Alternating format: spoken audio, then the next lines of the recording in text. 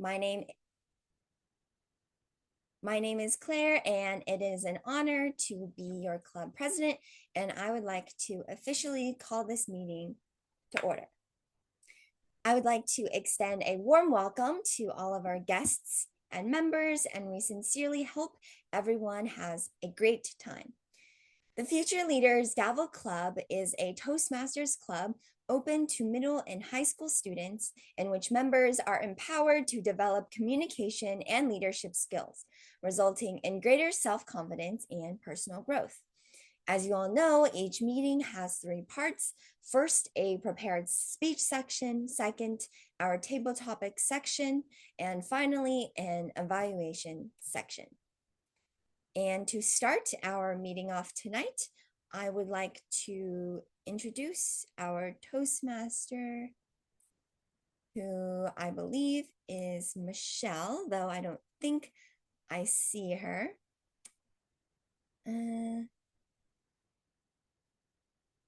Okay. Michelle might be joining in a couple minutes. So I would like to ask, since Michelle is not here yet, is there anyone who maybe doesn't have a role or who would like to volunteer to take the role of Toastmaster for today?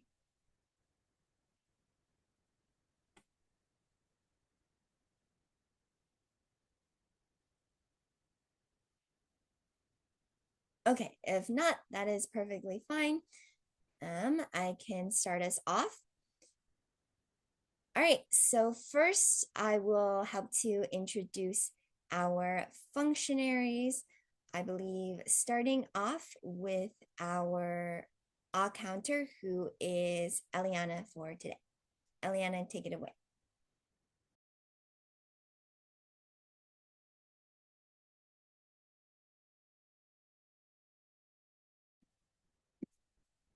As the counter, I will note words and sounds used as a crutch or pause filler by anyone who speaks during the meeting.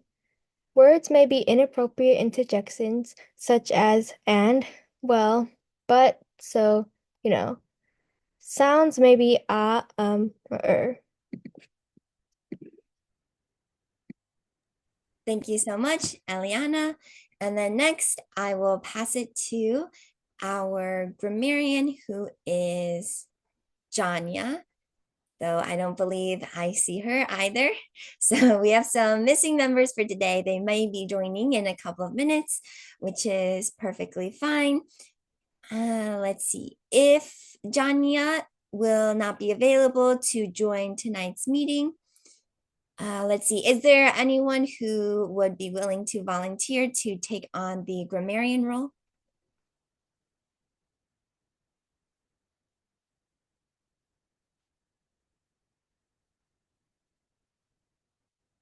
All right. How about this? Eliana, would you be willing to take on both the ad counter and grammarian role, since both of them are pretty similar? Okay. Okay, wonderful. Thank you so much. Let me change your name. Okay, thank you, Eliana. And then next, I will pass it to our timer, who is Angelina.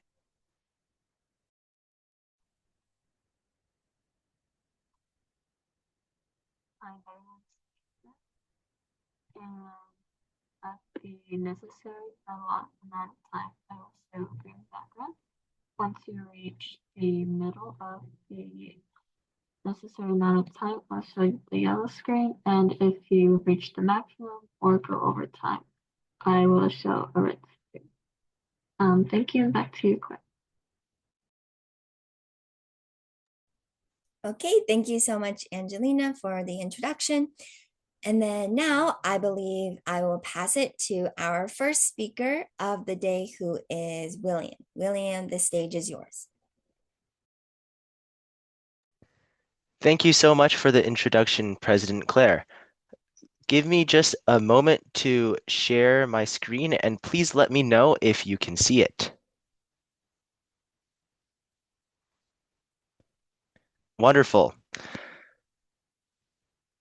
Future leaders, who here has read any one of Sean or Stephen Covey's books. So those are the 7 habits of highly effective people or highly effective teens. Has anyone read that book before?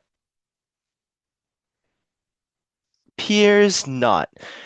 One of the things that I like most about their work is that they put together a key formula to success for you to be a more effective person.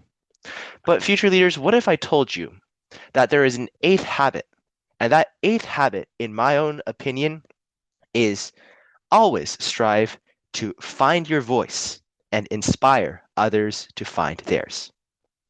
Future leaders, when you look back on your experience as a person, what is something that you would not be you without?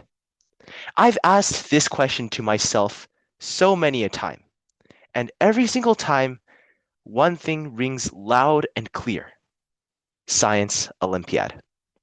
Before I get into all of the technicalities of tonight's speech, I just wanted to introduce Science Olympiad to those who might not be familiar with it. Science Olympiad is one of the largest science competitions for high school students and middle school students in the United States. Every year, it consists of a rotation of 23 different events spread along many different STEM fields.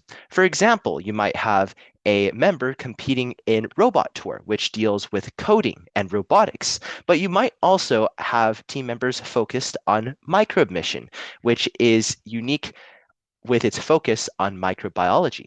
Every year, these 23 events rotate and gives the members of any team a lot of exposure to many different STEM fields.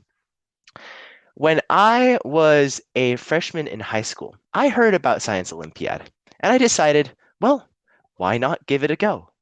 So I kept an open mind, and with that open mind, I applied for my school's team. Now, in my freshman year, if most of you remember anything about 2020 and 2021, those were turbulent years. We had just come back from COVID, and everything was online, including Science Olympiad.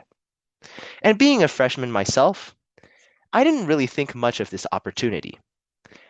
I just thought, okay, I'll show up to the online tournaments, I'll do my part studying, and hopefully I'll win some of my events. However, throughout the course of that year, I frequently found myself falling behind my fellow team members. And did I manage to do very well in all of my events? Not really.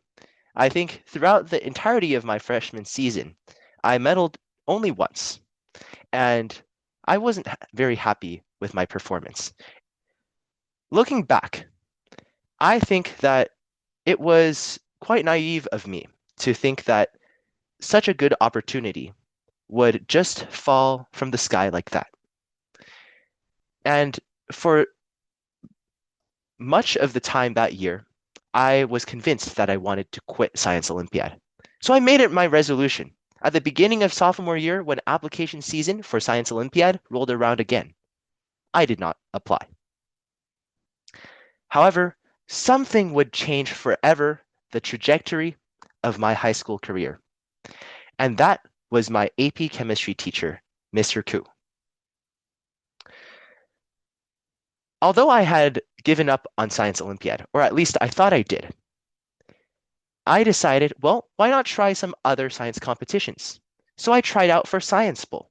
And that's when Mr. Koo discovered, hey, William likes biology, and he does fairly well at it.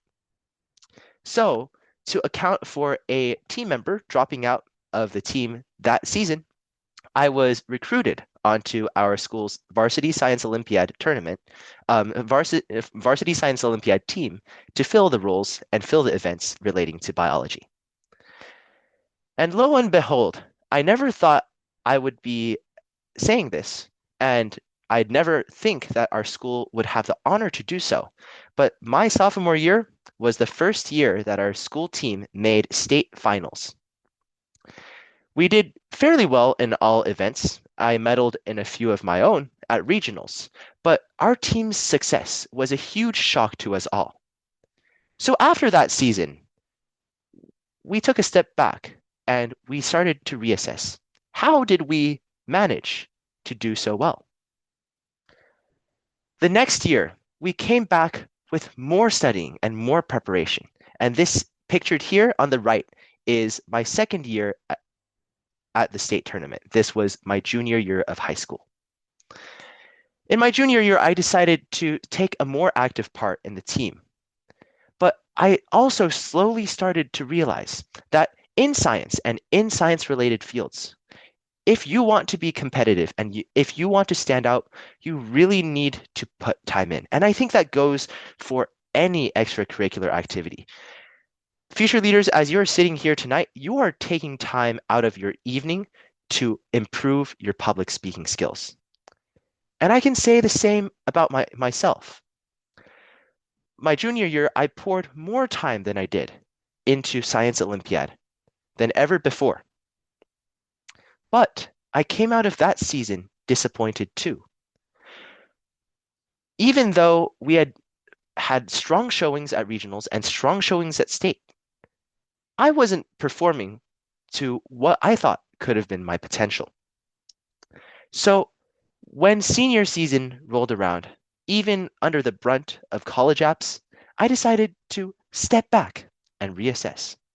How can I find my voice and inspire others to find theirs?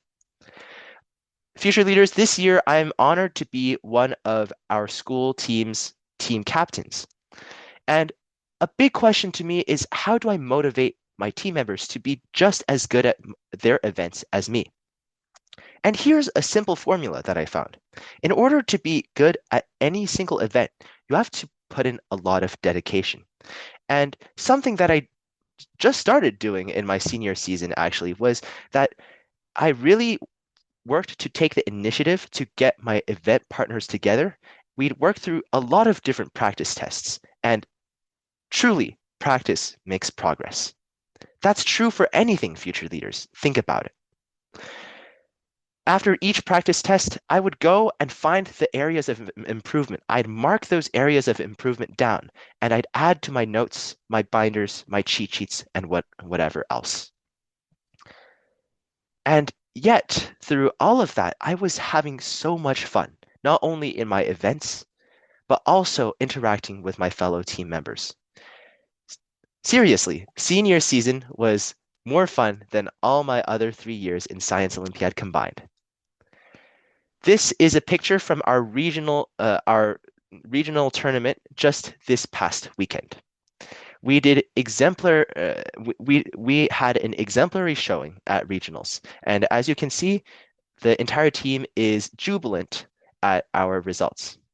In respect to how we did exactly, we're up another additional 2 places from last year, and as you can see here, here is our advisor, the man who has contributed so much to my personal growth in high school, and here are my fellow captains. The entire team is behind us all. And as you can see, many people have many medals around their necks. But it's always necessary to find your voice and empower others to do so as well. Because even though Science Olympiad, with all its technicality and all of its studying and time commitments, you can have a lot of fun. Here's a picture, actually 2, from the same regional tournament that we competed in this past weekend. Here are 4 members of my pod. So we organized the team in a way that we would have each captain watch over a pod, and that way we could foster better team communication and better team bonding. These 4 people are all in my pod, and you can notice a lot of things happening in this picture. So this team member's hair looks like a monsoon or typhoon, whichever you prefer. This member of the team is frequently known for laughing when she does very well at tournaments. And as you can see here, a mask just decided to fall off because someone was screaming so loud at their medaling result. And here's the fortunate sequel to that picture. So even if you have a daunting challenge at hand, you can find the bright side to it. And you can always find ways to not only have fun, but for other people around you to have just as much fun as you can have. And now, as we are past regionals with the best results our team has ever seen, we will be moving on to the state tournament for the third year in a row. And for me, at least, I'm already starting to be filled with the nostalgia of competing in Science Olympiad. I know that wherever I'll go in college, Science Olympiad will always be a part of me. And future leaders, I want to encourage you too. Ask yourself, what's something that you wouldn't be you without? And once you've asked yourself that question, find that one thing and work to not only be the best at it, but work to make sure the people around you are also the best at it. And that, future leaders, is my Science Olympiad journey.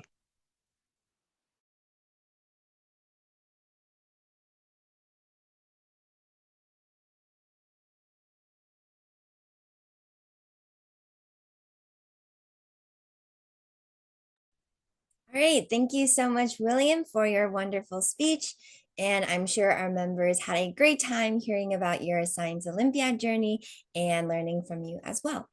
And I see Michelle is here. So Michelle, thank you so much for joining us for today. Since I'm the next speaker, I'll just go ahead and then Michelle, you'll take over the rest of the Toastmaster role. I am about to expose the biggest liar in my life. And no, it's not a person, it's my GPS. Okay, slow down. Because before you start questioning my sanity, hear me out. I have absolute faith in Google Maps, or so I thought. Google Maps, it leads my family into sketchy alleyways, through detours that take double the time, and even convinces innocent civilians to drive into a lake. Now, don't get me wrong, on an actual road trip, my family heavily relies on Google Maps to get us where we need to go. But to be honest, my own sense of direction is so bad, I would get lost in a circular driveway. But interestingly enough, we often treat our lives the same way. We pick a destination, set a route, and follow it. No questions asked.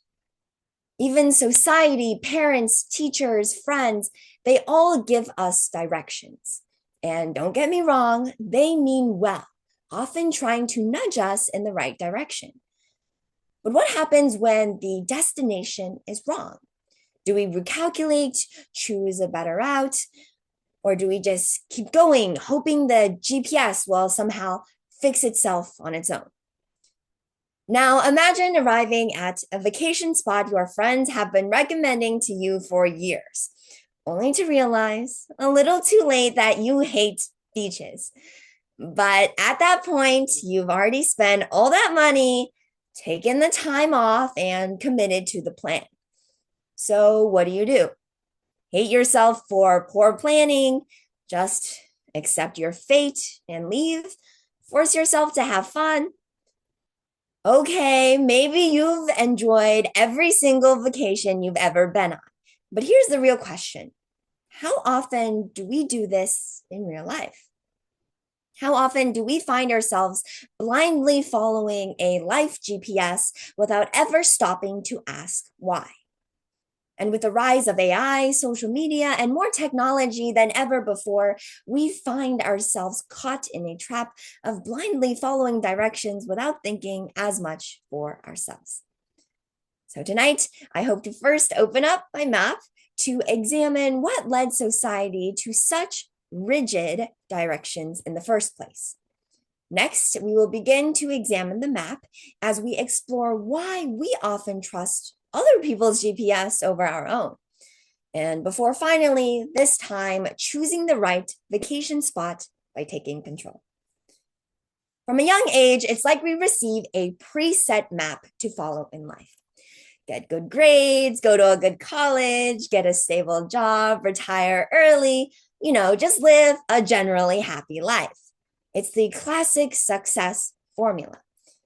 But here's the problem.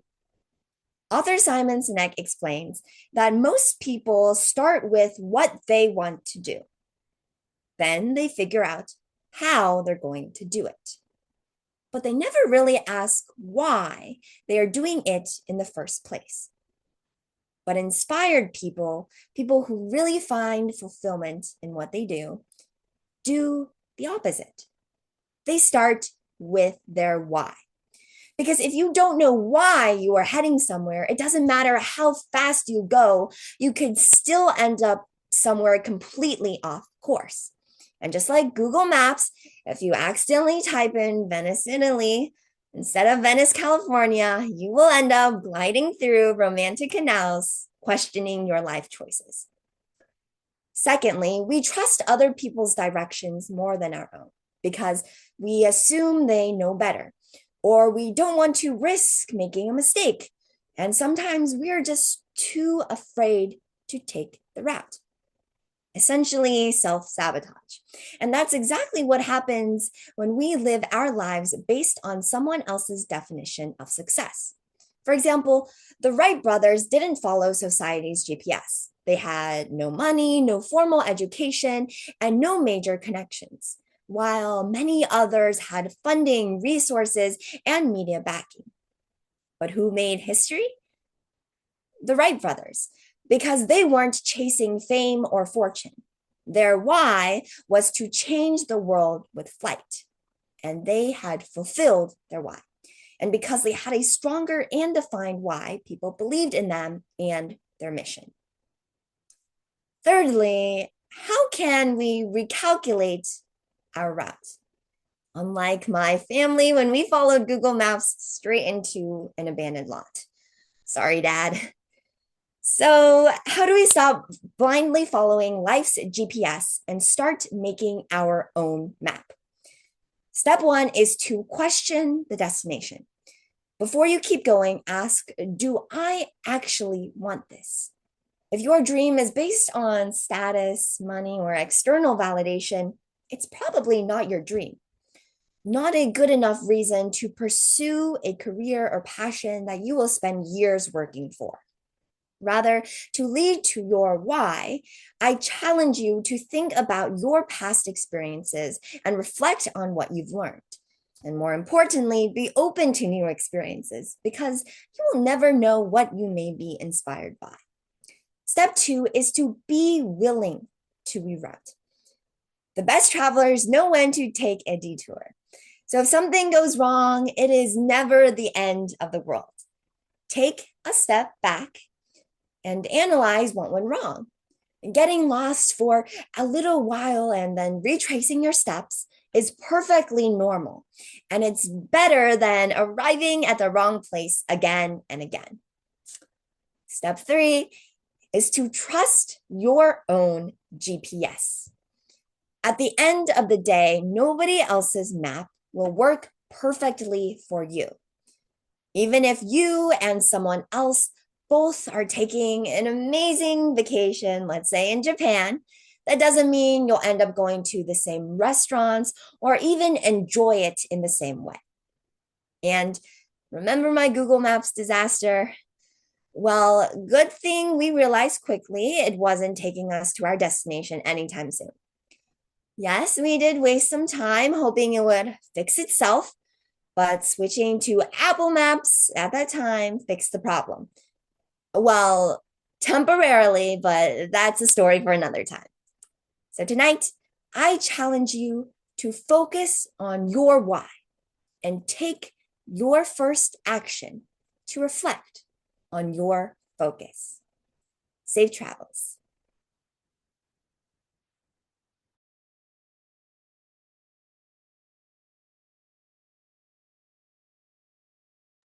Thank you, Claire, for that speech. And now we will be having, I believe, Ethan lead the table topics session. So take it away. All right. I have a bit of a cough. Apologies.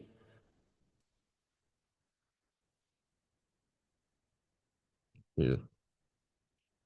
I have quite a large number of windows I need to drag around and set up for today's table topic session, so bear with me.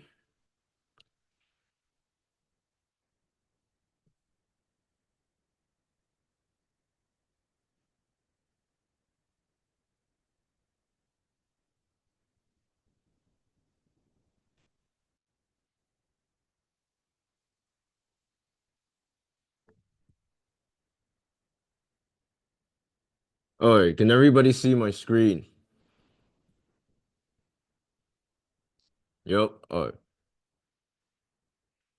So since the last time I was you may recall the last time I was table topics master, I I engaged the members of the club in a series of debates about about various Minecraft blocks.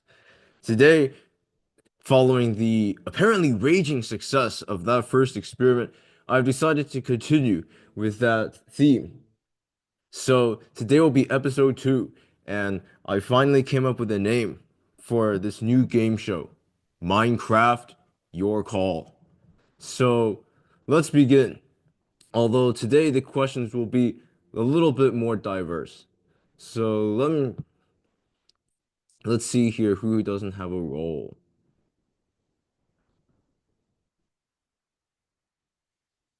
Actually, it looks like basically everybody here has a role.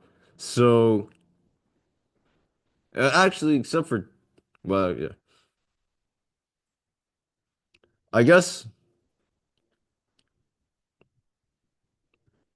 I'll first call. Okay, so Eliana and Devin, since again, remember that this is going to be a debate between two people. So I'm calling on two of you at once. So Devin, do you feel comfortable with answering a question currently? I see your camera's off. You Yeah. are? Okay. Yeah. Okay. Now, don't worry. You don't have to play Minecraft or know how it works in order to answer these questions. Uh, Eliana, do you call first or second? Second. Second. The random number generator unfortunately put you first. So that means the random number generator unfortunately put you first. Since since the random number generator did not agree with your prediction, that means you go second. So you will be arguing against my current proposition. So you see here on the Google slide before you, I have set up this little contraption in Minecraft here. Imagine that you are imagine that you are two residents of a certain town. The mayor of the town has just proposed the installation of a brand new and some might consider revolutionary system for tracking and delivering packages. This screenshot that you see right here is a small sample of how that package delivery system will work. These frog-like mailbox blocks over here can store packages inside of their mouths and spit it onto this network of chains.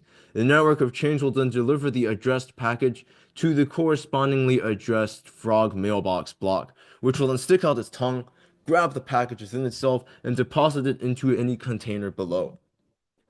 Now, this may sound like a cool new automated way to deliver packages around your city. However, there is a problem. If you want for this system to work properly, you need to know the addresses of every single citizen in this town, which may constitute a little bit of a privacy violation that some people might not want. Also, it is possible for the packages to be intercepted since they are just hanging off of the chains and are freely accessible to anybody. So, Devin, since you're going first, try to convince the mayor that he should go ahead and install this revolutionary new packaging system. Devin, the floor is yours. To be clear, so I want to admit that we should be using this way to Yeah, send. you will be arguing for it. You are trying to convince the mayor that he should go ahead and install this new system of delivering and transporting packages. Okay, so first, Mayor, think about it. It will be so easier for us to send packages. You don't ever need to use any people to work on it. You can just use these machines and give them electricity, and then it'll work. Privacy. They can change house and then transform it to a new country if they don't want it. But this will really decrease the use of money to pay people sending these, and then they need to drive to the houses, which is also use of uh electricity or petrol, and this is way easier. Also, using the line, you don't even need to think about using technologies because it's much more efficient and much more effective. It can go much faster than you driving, and then there might be a lot of cars, and you just need to be late when sending to the packages. And every citizen think about it.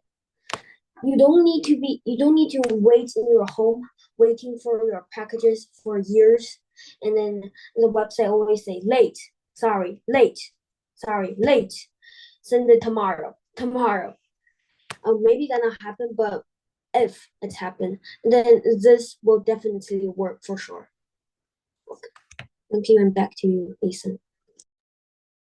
Okay, I heard you made some very good points there, Devin. Like, for example, the fact that we don't need to staff so many people in order to make sure the packages go on the right route. We can have all the machines do it for us. That would undoubtedly save lots of money. Now, Eliana, since you're going second, you're going to try to convince the mayor that this new packaging system is a terrible idea and he should scrap it immediately. Eliana, whenever you're ready, the floor is yours.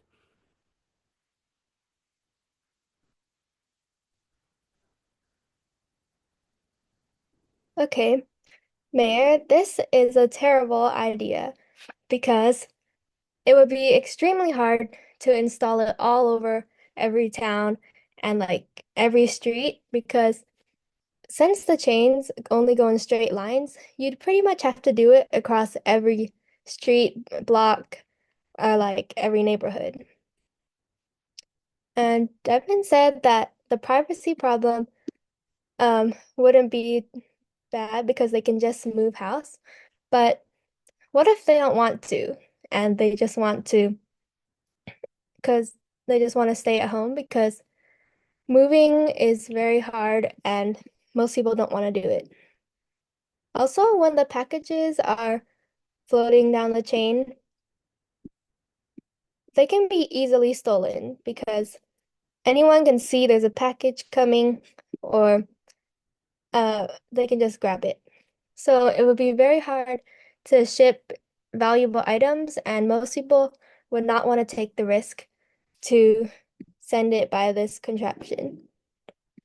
Devin said that we don't need people to operate it, but how about the people who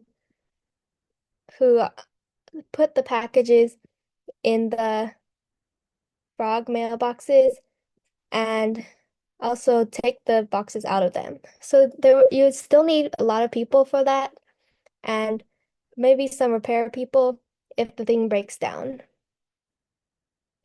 Uh, so therefore, this machine would waste a lot of money and not be very effective. That is why we should not install this in our town. Thank you. Whoops, I was on mute. Let's give a round of applause for our first two debaters, Devin and Eliana. I could definitely see some of these talking points being brought up in a political or mayoral debate if something like this were to ever actually be proposed in real life. I also noticed Eliana tried refuting some of Devin's points, which I thought was a really effective use of her time in her speech. Okay. This next question is going to go to a single person. Yup, I didn't say all of these were debates between two people. Some of these are going to be debates between you and yourself. This next question, I will give to Angelina. I can't see her though, so Angelina, are you there? Right. I can't hear you. Is this a problem with me, or is this something that everybody is suffering from? I saw you unmute your microphone, but I didn't hear you say anything. Oh, no. Okay, you sound really quiet and your voice is a bit distorted. Is does it sound like that to everybody else? Angelina's audio is a little quiet. Yeah. Uh, Hopefully she can get that fixed. For now, I will instead divert this question to somebody else. Let's see, probably Rachel.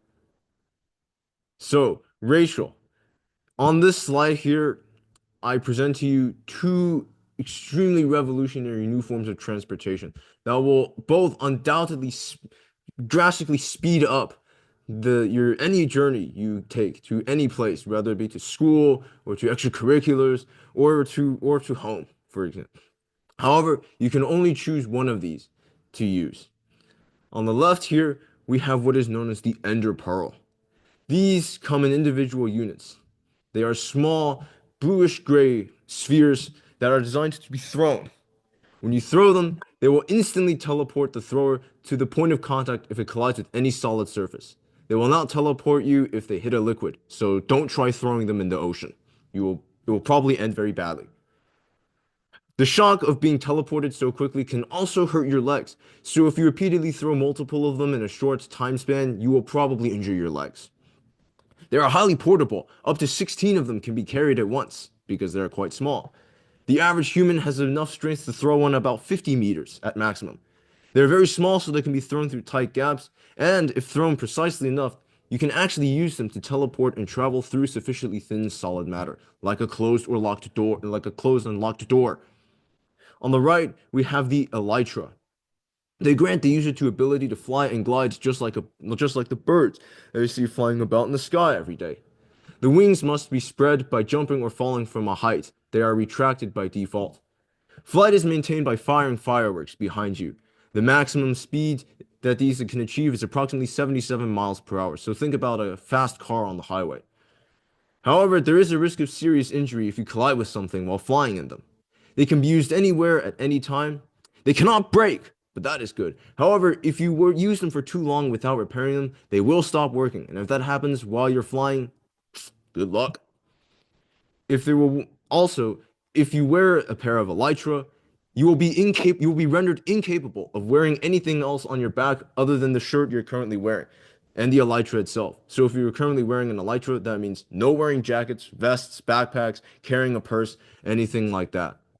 Again, you can only choose one of the two. Which one do you choose? Rachel, whenever you're ready, the floor is yours. And again, if you forget about some of the properties of the two modes of transportation, you can look at them on the slides here. Thank you, Ethan. After careful thought and considering the advantages and risks of both, I decided the elytra is my preferred mode of transportation because whenever I just want to leave somewhere, I always dream of growing wings and flying away. And the elytra grants the ability to fly, which is, in my opinion, a lot more enjoyable than just teleporting somewhere. Also, shock of teleportation can damage my legs, but if I use the elytra and the risk is colliding with something, that's a bit more preventable, in my opinion, than shock of teleportation.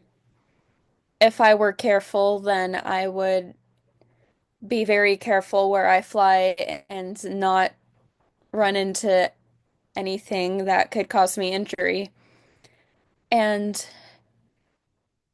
if it stops to prevent it from stopping working, well, I'll just be responsible and have it repaired regularly because I'm a very responsible person. And the elytra's risks are a lot more preventable. So I think I can find more ways around them.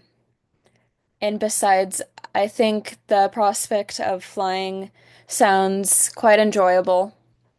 Thank you. Okay. Thank you for that answer, Rachel. You do bring up some good points. Truly, with the elytra, the sky is the limit. Now, unfortunately, we are running slightly over time. So today's episode of Minecraft, Your Call, is going to be a little bit shorter. So, Hillary, you have been selected to be one of our next debaters because this next question is a two-person question. So, Hillary, do you feel like you are able to answer a table topics question right now?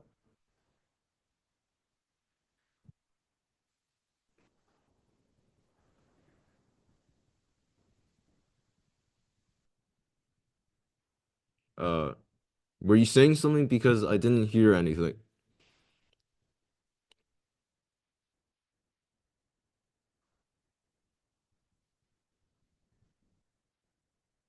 Okay, I'm going to assume that's a no, so I'll give it to somebody else. See who would be a good person.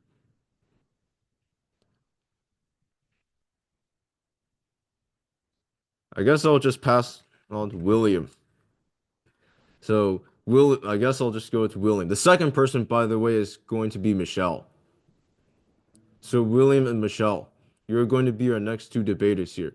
Now, William, who do you want to so do you want to go first or second? Second. Second. Hey, the random number generator agrees with you, so you get to go second and argue for the emerald block. Michelle, you're the other debater, so you're going to be arguing for the diamond block. And by the way, here's the question. So as I just mentioned, you have here on the left a diamond block and an emerald block on the right. Who do you think would win in a fight? If these two blocks got in a fight, who do you think would win? Now, you don't have to know how they work in Minecraft. You just have to know what diamonds and emeralds are like in real life to answer this question. Because obviously not everybody here has played Minecraft. So you don't have to know how the game works. Again, Michelle, you're going to be arguing for the diamond block. So whenever you're ready, the floor is yours. Imagine this. You just entered a huge arena. Everyone's cheering. One colored all blue, the other side all green. And there you see two inanimate blocks fighting. Well, I think I saw everything I've ever seen in my life. Now, why do I think the diamond block will win? Well, first of all, according to AI, which I totally didn't just Google search right now, or Google, diamond is significantly stronger than emerald, which may not seem like a huge advantage, but it's significantly stronger. Secondly, diamond also my bad. Diamond can also be a huge advantage. Also, being in Minecraft crafted with different tools, being one of the best besides netherite. Now, third of all, Diamond just has a very, very, very, very, very intelligent strategies when it comes to combat. Many of Diamond tools and weapons being used for combat terms, obviously, in Minecraft. And that's why I believe Diamond shall win. Yeah. Hey, thank you for answering, Michelle. You bring up some excellent points, especially connecting diamonds to the fact that it is in fact the hardest material on planet Earth. In fact, it is the hardest material in real life. So it does have that edge over the emerald. Now, William, you'll be arguing for the emerald. So please tell us why you think the Emerald block would win in this fight. Whenever you're ready, the floor is yours. Thank you, Table Topics Master Ethan. I'd like to start by laying some of the groundwork for our debate tonight, and I'd like to acknowledge some of the significant inroads that Michelle has made for the diamond block. I do acknowledge, as a man of science, that the diamond block is significantly stronger than emerald. There's 100% truth in that.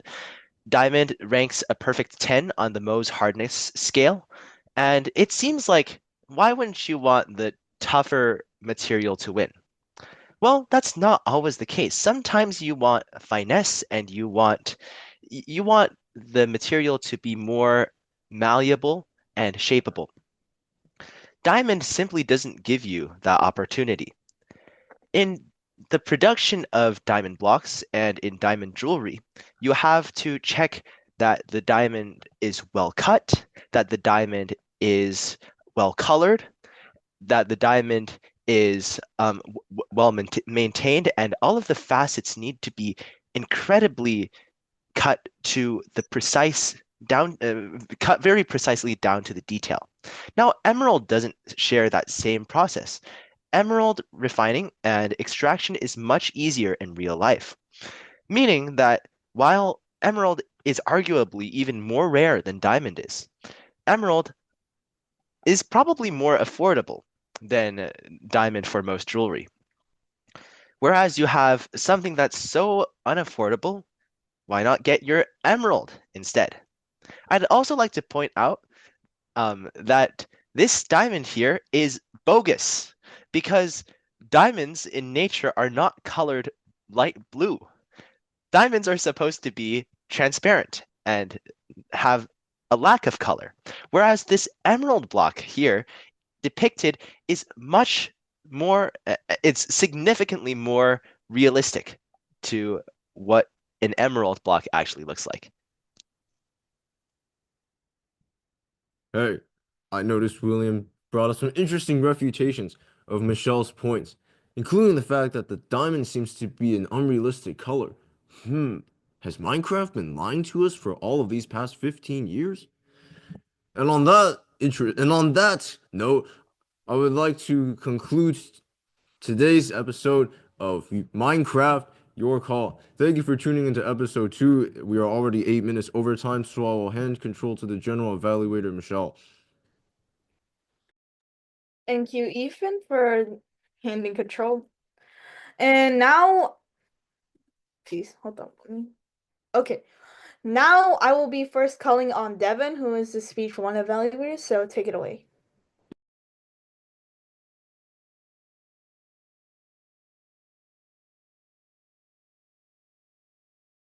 Devin.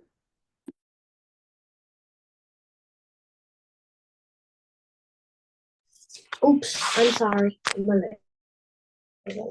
So, as today's evaluator one, I will provide feedback on William's speech, where he shared personal experiences about the book. This evaluation will focus on his strengths, then suggest areas for improvement, and finally present a challenge for him to work on in future speeches. William's speech demonstrated several key strengths that contributed to its overall effectiveness. Firstly, his storytelling was engaging, especially telling us about the Science Olympiad. Yeah, he used a clear and vivid language, which allowed the audience to visualize his experiences, especially adding a few slides to help everyone to concentrate and understand more easily. Additionally, his pacing was well controlled, with appropriate pauses that allowed the audience to absorb more key moments, telling us few stories of his experiences really interact our thoughts into real life. While William's speech was strong, there are still some areas for growth. One area to improve on is the use of transitions between different parts of the story. At a few times, I think there were slight shifts and stops that could have been smoother to ensure a better flow. Additionally, while his vocals were effective, practicing a bit more with pacing, slowing down for thinking about what to say next could enhance the overall delivery. Last but not least, a challenge I would give William is to add more sensory details in his storytelling. Describe not only what he felt, did, and thought, but also what he saw and what his emotion assisted with his future experience could create a more engaging experience for the audience, helping us feel even more connected with what we learn and inflected through the speeches. But overall, this is an amazing speech. And I learned a lot about the book and these principles he concludes from his experiences. Thank you, and back to you.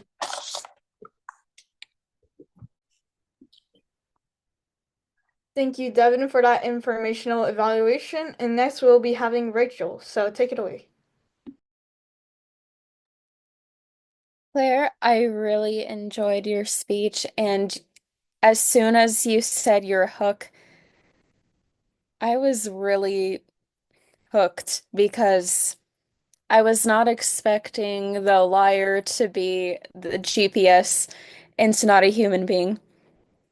By your first sentence, I thought the speech was going to be go in a completely different direction, but you surprised us, and I enjoyed that. And your speech really made me think about how we should think for ourselves and take control of our own lives and trust our own judgment. And the way you said it, I'd never thought about it that way before. And I think it was very helpful for all of us to hear.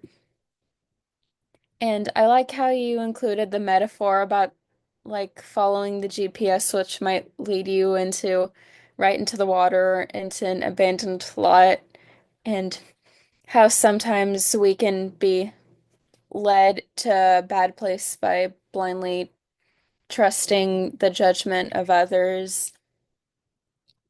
Now, for some things I think that you could work on.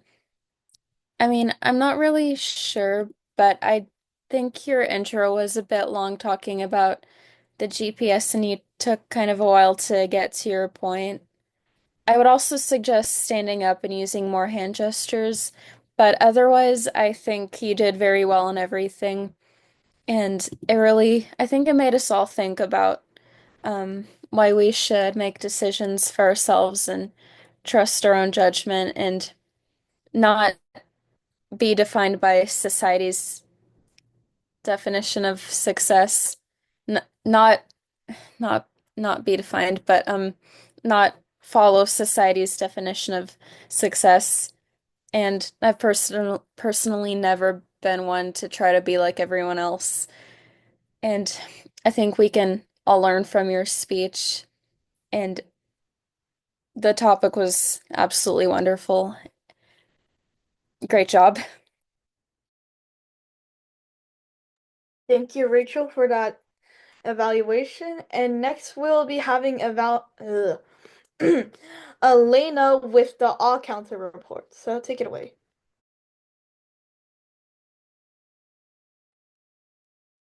Okay. Today the most common crutch word was and it was used 6 times. So for starting with the Toastmaster Claire, you didn't have any crutch words. Speaker 1, William, you had 2 but they're really quick and you moved on to your point without pausing. Speaker 2, Claire, your speech was very smooth and I didn't hear any crutch words or pauses. Table Topics Master Ethan, you had a couple repeats and some stutters, but it was overall pretty good and there weren't that many crutch words. Devin was good. I had a couple of but I wasn't counting. Rachel, you had one but it was also a really quick one, so there wasn't that much of a pause. Table topic speaker 4, Michelle. You also had one and one repeat. And table topic speaker 5, William, also had one and evaluator 1, Devin, also had one So maybe next time try to work on getting rid of ums and uhs. And I need to work on that too. Thank you. Thank you for that report. And oh, the grammarian's also you. Oh, I saw that Janya wasn't here. Okay. So, take it away again. Okay. For speaker 1, William, you had a lot of good phrasing, like lo and behold, and finding your voice, and practice makes progress. And you used a lot of good words, like naive, exemplary, and jubilant. So those made your point stronger. And you had no awkward grammar. Speaker 2, Claire, you also had a lot of good phrasing, like caught in a trap of blindly following directions, and you had lots of good metaphors and similes comparing life to a trip. And I also liked how you said making your own map. You also had no awkward grammar. For the table topics, everyone had good grammar and no banned words. And oh, Rachel, you said prevent it stopping working, where it should be prevent it from stopping working or prevent it from ceasing to work. And for table topic speaker 5, William, you said that you used the rule of threes where you said that the diamond is this, the diamond is that. And I heard you say much more, and then you changed it to significantly, which is a stronger word. And the rest of the people had good grammar and nothing awkward. Thank you, and back to you. Thank you for the all counter and grammarian report. It went smoothly, and now we will be having our timer Angelina with her report. So take it away. Just gonna go through these really fast. So for William's speech, you had a time of 11 minutes and 9 seconds. Claire had a time of 7 minutes and 40 seconds, which is just over time. For the table topic session, speaker 1, Devin, had a time of 1 minute 41 seconds. Speaker 2, Aliana, had a time of 1 minute 56 seconds. Speaker 3, Rachel, had a time of 2 minutes and 3 seconds. Speaker 4, Michelle, had a time of 1 minute 22 seconds. And Speaker 5, William, had a time of 2 minutes and 10 seconds. So all the table topics were good. So for the speech 1 evaluator Devin, you had a time of 2 minutes and 25 seconds. Speech 2 evaluator Rachel, you had a time of 2 minutes and 16 seconds. And for Eliana's report, her out counter was 1 minute 46 and her grammar was 2 minutes. Okay, thank you for that timers report, Angelina. And now I will be doing my really quick evaluation of the whole meeting. Okay, first for all counter Eliana, I had nothing for grammarian Eliana. This I already said this, but like I think I said this, but you made some great points when it came to like our vocabulary and stuff. And timer Angelina, I did not hear anything either. For William's speech, you started by connecting to the audience. That's really strong, and also include some books and real life events slash stories, which is also nice. And also a nice call of action slash idea that you wanted to give to the audience. For Claire's speech, I think it was a funny beginning, and it was a very organized speech. And same with William, you guys both had a nice call of action slash idea that you wanted to give the audience. For the speech evaluators, Devin, your evaluation was very professional and informational, but it seemed a little bit rushed, so you could use some pauses, and I could probably do this too. And for Rachel's evaluation, I didn't hear much, just like some like extra pauses, but that's all. And for the table topic section, I think it was a very Sigma topic. That's what I wrote on the notes. Don't ask me why. And that's about all. So thank you, and back to the President Claire. Thank you so much, Toastmaster Michelle. And thank you to all of our members who participated today.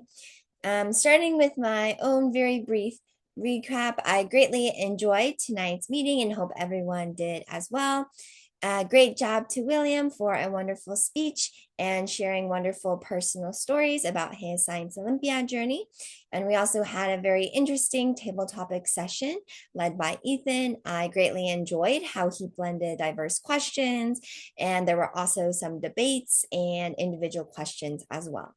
And also thank you to Aliana for stepping in and taking both roles. And then great job to all of our functionaries and roles as usual for a smooth meeting and great evaluations. And with that being said, as usual, I will conclude my meeting at around 7:02 p.m. Pacific time.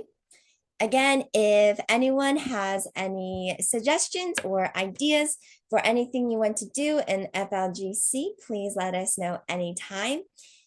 And in addition to that, if no one has any questions or comments, then we will see everyone for next Wednesday's meeting. Bye, everyone.